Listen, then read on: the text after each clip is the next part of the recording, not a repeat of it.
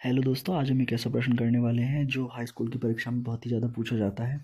जैसे ये प्रश्न आपको दिया हुआ है तो ये सन 2024 में बहुत ये ट्रिग्नोमेट्री का प्रश्न है जो बहुत ही ज़्यादा मोस्ट है। तो आइए देखते हैं इसको कैसे करते हैं।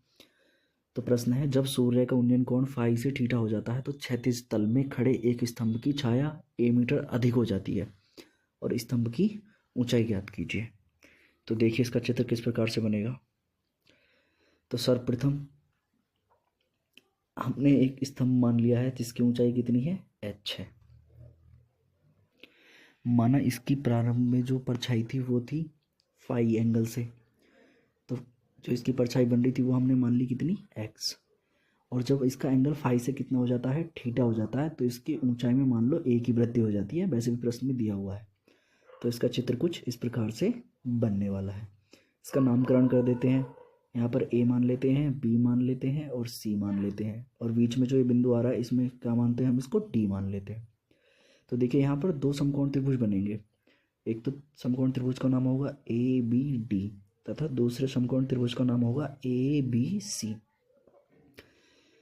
तो देखिए, माना स्तंभ की ऊंचाई h मीटर तथा स्तंभ की प्रारंभिक छाया की लंबाई x मीटर जो हमने मानी हुई थी।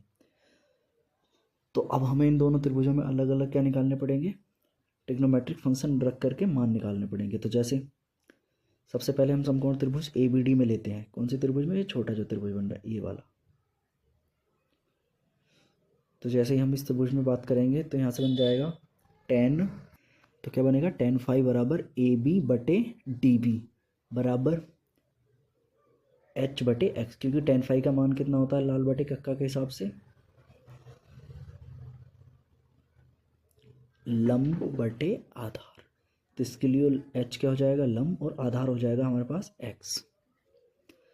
इसको हम समीकरण नंबर 1 बोल देंगे। इस प्रकार से संपूर्ण त्रिभुज में बात करेंगे ए बी सी में, तो यहाँ से बन जाएगा एंगल थीटा है तो टेन थीटा बराबर ए बी बटे बी सी, पूरी साइड ए बी बटे बी सी।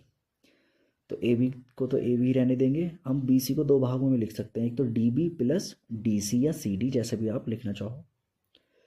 इसके मान लगाएंगे तो टेन थीटा बराबर एच अपॉन एक्स प्लस ए। इसको हम क्या बोल देंगे, समीकरण नंबर 2। आगे देखते हैं।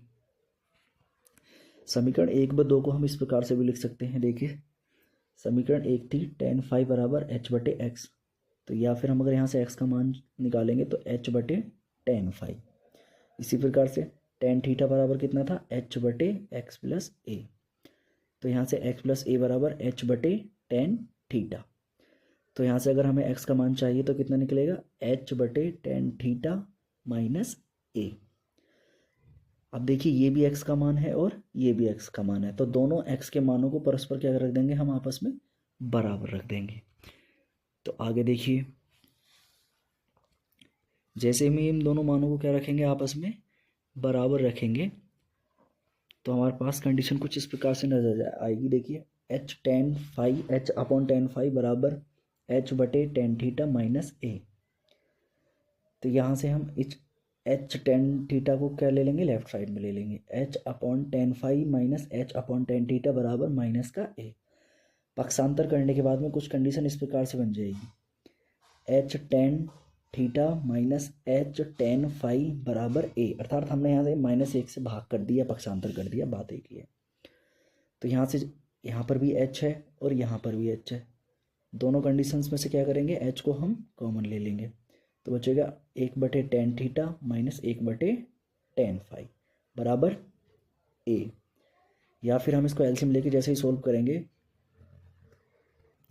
तो कंडीशन बन जाएगी H bracket ten five minus tan theta upon ten theta into tan five बराबर ए।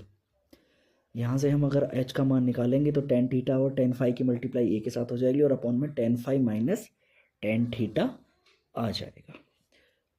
तो इस प्रकार से हम इसको लिख सकते हैं, एच बराबर A tan theta into tan five बटे tan five minus tan theta. तो इस प्रकार से हम अपना आंसर ज्ञात कर सकते हैं। तो दोस्तों आज हमने सीखा एक ट्रिग्नोमेट्री का बहुत ही अच्छा सा तो दोस्तों ऐसे ही वीडियो देखने के लिए चैनल को लाइक करें और सब्सक्राइब करें।